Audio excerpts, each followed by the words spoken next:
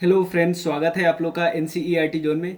Class ninth का N हम लोग डिस्कस कर रहे हैं क्योंकि ये एग्ज़ाम में के लिए बहुत इंपॉर्टेंट है। चाहे आप बीपीएससी का प्रीलिम्स दे रहे हो या जो टीचर्स वाला एग्ज़ाम दोगे या कोई भी पीसीएस दोगे या यूपीएससी दोगे, उसके लिए एन खासकर जो साइंस की नाइन्थ और टेंथ की किताब है काफ़ी इंपॉर्टेंट है। काफ़ी क्वेश्चन इससे बनते हैं और कॉन्सेप्चुअल क्वेश्चन यहीं से फंसाते हैं। तो एक वीडियो ऑलरेडी आ चुका है जिसमें हम क्या क्या कर चुके हैं पहले वो बताता है। सब्सटेंस के बारे में डिस्कस कर चुके हैं, सॉल्यूशन के बारे में डिस्कस कर चुके हैं। इस वीडियो में हम डिस्कस करेंगे सबसे पहले सस्पेंशन। हिंदी इंग्लिश साथ साथ हम डिस्कस करते हैं। सस्पेंशन का सबसे पहले हिंदी देख लिए। सस्पेंशन का हिंदी होता है निलंबन। निलंबन ये एक प्रकार का विसमांगी यानी हेट्रोजीनियस मिक्सचर है जिसमें जो सब्सटेंस का साइज होता है ना, 100 मिली नैनोमीटर से ज़्यादा होता है। जो सब्सटेंस का जो साइज होता है ना, उसका डायामीटर कितना है? 100 नैनोमीटर से क्या है? ज़्यादा है। 100 नैनोमीटर मतलब 1 नैनोमीटर इक्वल्स टू 10⁻⁻⁹ इसका एग्जाम्पल क्या है? Muddy water, dust storm, aluminium paint इसका एग्जाम्पल है। सस्पेंशन का एग्जाम्पल है, यानी निलंबन का उदाहरण है। निलंबन के उदाहरण के कुछ प्रॉपर्टीज देख लेते हैं निलंबन के। सबसे पहले हेट्रोजीनियस मिक्सचर है, clear. The particle of substance suspension do not passes through a filter paper. एक फिल्टर पेपर होता है, मान लो फिल्टर पेपर उसी को पास कर आएगा ना जो पूरा बहुत छोटा हो। अगर थोड़ा सा बड़ा होगा तो, क्योंकि अभी तो हमने देखा सॉल्यूशन वाला बिल्कुल छोटा होता है, तो सॉल्यूशन वाला तो आराम से पास होने देता है।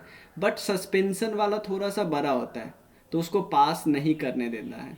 अगर आप इसको जिस बर्तन में है उसको आप छोड़ देते हो तो सस्पेंशन के कारण ये पार्टिकल नीचे ज़मीन पे बैठ जाते हैं, ठीक है। और नीचे ज़मीन पे बैठ जाते हैं तो इसको हम नेक्ड आँख से भी देख सकते हो या सिंपल माइक्रोस्कोप से भी देख सकते हैं, क्लियर।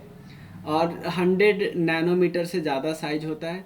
और ये suspension is not transparent to the light, यानी लाइट को ये क्या करता है? रोकता है। ट्रांसपेरेंट नहीं होता है कि लाइट क्रॉस नहीं करने देते हैं। ये बात ध्यान रखना है आप लोगों को। कोई दिक्कत? अगला टॉपिक क्या है? अगला टॉपिक है कोलाइडल सॉल्यूशन। कोलाइडल सॉल्यूशन को ये हिंदी में भी बोलते हैं कोलाइडल विलयन। सॉल्यूशन को क्या बोलते हैं? विलयन। अब इसका जो साइज होता है ना, सॉल्यूशन से बड़ा होगा बट सस्पेंशन से छोटा होगा। यानी पहले सॉल्यूशन है, उसके बाद आता है कोलाइडल सॉल्यूशन और उसके आता है सस्पेंशन। सबसे पहला सस्पेंशन, फिर कोलाइडल, फिर सॉल्यूशन। इसमें दो चीज़ होते हैं, दो फेज क्या होता है? एक डिस्पर्स्ड फेज होता है, एक डिस्पर्स्ड मीडियम होता है। डिस्पर्स्ड उदाहरण हम देख लेते हैं। अगर डिस्पर्स्ड फेज लिक्विड है और देखो डिस्पर्स्ड फेज लिक्विड है, डिस्पर्सिंग जो मीडियम है वो गैस है, तो क्या बना लेंगे? एरोसोल बना लेंगे। एग्जाम्पल क्या है? फॉग, क्लाउड और मिस्ट। तो एरोसोल से ये भी बनते हैं। एरोसोल से स्मोक, ऑटोमोबाइल एग्जॉस्ट भी होता है। फोम क्या होता है? फोम क्या होता है? जो मीडियम है लिक्विड है, लेकिन जो मिला हुआ है वो क्या है? गैस है। ये इंपॉर्टेंट है। फोम और फेम का यूज कहाँ होता है? शेविंग क्रीम में। लिक्विड में है तो इसको इमल्सन बोलते हैं। जैसे मिल्क, मिल्क किसका उदाहरण है? किस टाइप का है? इमल्सन सॉल्यूशन है। इमल्सन में क्या होता है? सॉलिड में सॉलिड मिला हुआ है। लिक्विड में अगर सॉलिड मिला होगा तो एग्जांपल उसको सोल बोलते हैं, जैसे मिल्क ऑफ मैग्नीशिया या मड। सॉलिड में गैस मिला हुआ तो उसको फोम बोलते हैं। Foam, rubber, sponge, pumice example है। लिक्विड में सॉलिड मिला हुआ है, सॉलिड में लिक्विड मिला हुआ है तो उसको जेल बोलते हैं। जेली, चीज, बटर। उसके बाद सॉलिड में सॉलिड मिला हुआ है तो सॉलिड सोल बोलते हैं। कलर्ड जेमस्टोन या मिल्की ग्लास। तो ये सब कुछ उदाहरण है। और अब हम डिस्कस कर लेते हैं कोलाइडल के बारे में, डिस्कस कर लेते हैं थोड़ा। डिस्पर्स्ड फेज है, डिस्पर्स मीडियम है। तो जो कम मात्रा में प्रेजेंट होगा उसको डिस्पर्स फेज बोलते हैं। सिंपल, हम जो सॉल्यूट सॉल्वेंट नहीं करते हैं कि ये चीनी है कम मात्रा में तो उसको सॉल्यूट बोलते हैं। सॉल्वेंट है जिसको पानी को सॉल्वेंट बोलते हैं। तो ज़्यादा मात्रा में, ये कम मात्रा में, इसलिए इसको बोलते हैं सॉल्वेंट लाइक मटेरियल, इसको सॉल्यूट लाइक मटेरियल बोलते हैं। प्रॉपर्टीज क्या क्या है कोलाइडल सॉल्यूशन के? पहला है हेट्रोजीनियस इन नेचर है। हेट्रोजीनियस नेचर है, दो फेज में बटा हुआ है। फिल्टरेबिलिटी, क्योंकि ये थोड़ा सा बड़ा है ना, थोड़ा सा बड़ा है तो ये फिल्टर हो जाता है। फिल्टर पेपर जो होता है तो उससे बाहर तो निकल जाते हैं, क्योंकि ये एक्चुअली सस्पेंशन से तो बड़ा होता है, सस्पेंशन से छोटा होता है और सॉल्यूशन से बड़ा होता है, फिर भी फिल्टर पेपर से निकल जाते हैं। बट ये पार्चमेंट एक पेपर होता है, या एनिमल मेम्ब्रेन होता है, या अल्ट्रा फिल्टर होता है, इन सब से निकलता नहीं है, याद रखिए, क्योंकि इन सब का पोर काफ़ी छोटा हो सकता है। टिंडल इफेक्ट को ये फॉलो करता है। टिंडल इफेक्ट का मतलब क्या होता है, मैं एक पिक्चर आप लोग को दिखाता हूँ। यहाँ पे एक पिक्चर देखो आप, यहाँ पे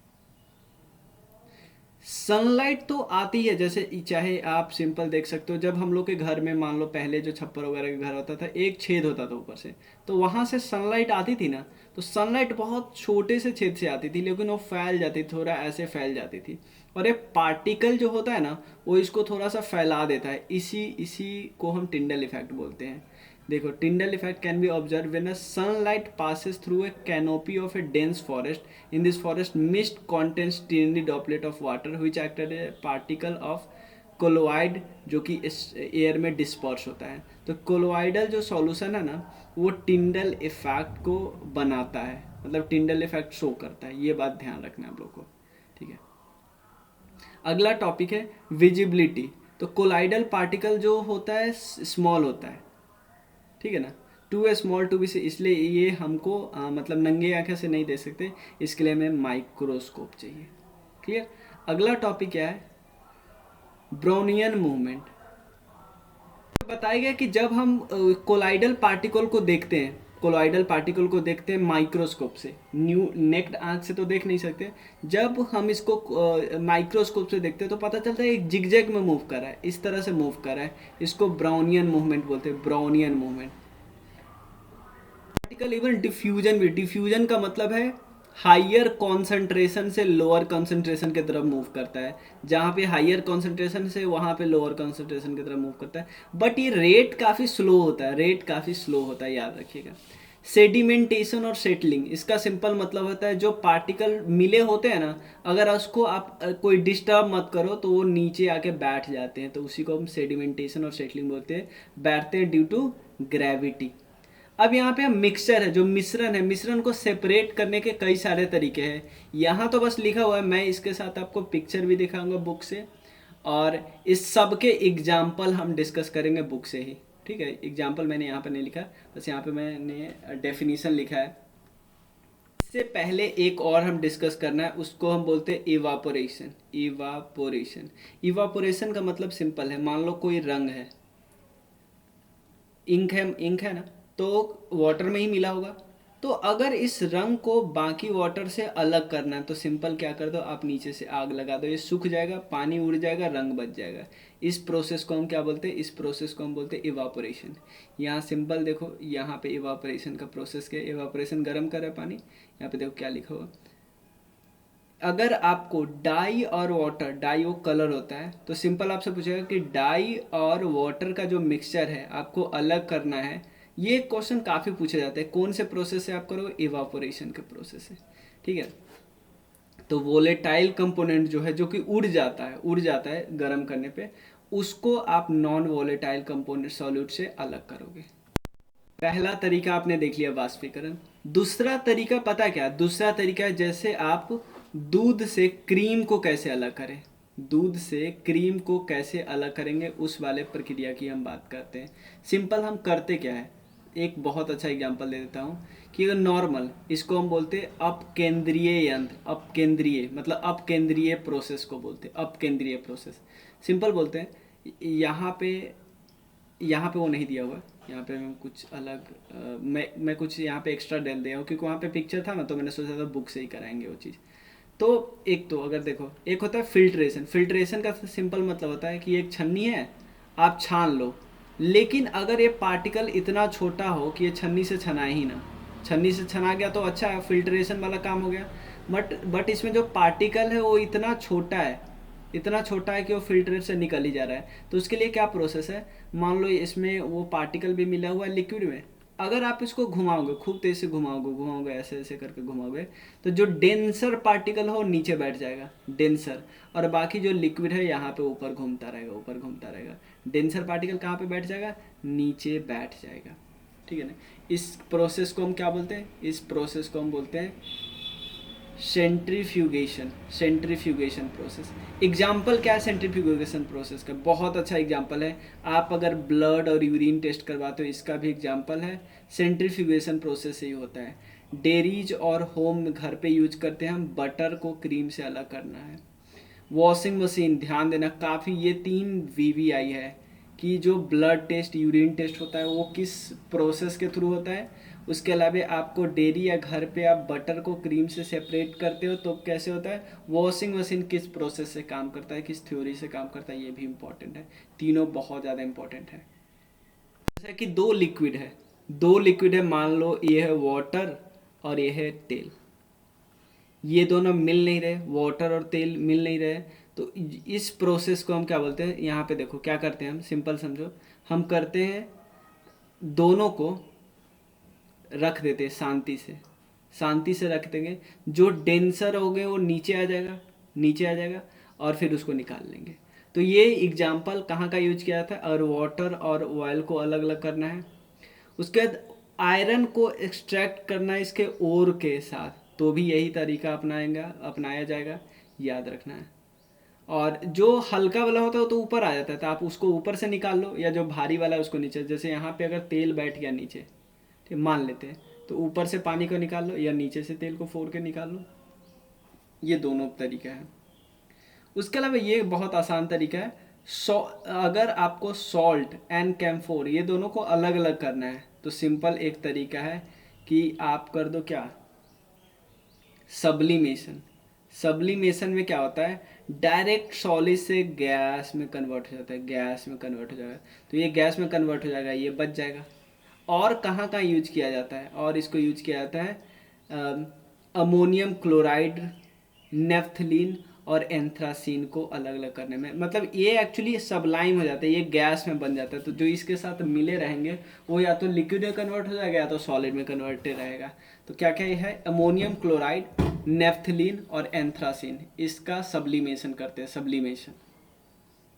मेथड है जिसको हम बोलते हैं, फिफ्थ मेथड है जिसको हम बोलते हैं क्रोमेटोग्राफी।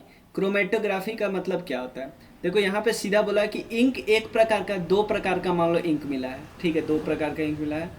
तो वाटर में हमने डाई डाला, हमको पता नहीं डाई में कौन कौन इंक मिला है, लेकिन इतना तो पता है कोई एक कलर तो ऐसा होगा जो वाटर में जल्दी सॉल्युबल होगा, दूसरा होगा वाटर में थोड़ा देर से सॉल्युबल होगा। तो जो जल्दी से सॉल्युबल होगा, पानी में जल्दी से घुल जाएगा, वो ऊपर आने लगेगा, जल्दी से ऊपर जो आया वो कलर आप निकाल लो, तो जो बचेगा वो तो दूसरा कलर होगा ना। यही हम क्रोमेटोग्राफी कहते हैं। जो जल्दी पिघल गया वाटर में, जो जल्दी सॉल्युबल है उसको आप अलग कर लो, जो बचा उसको अलग रहने दो।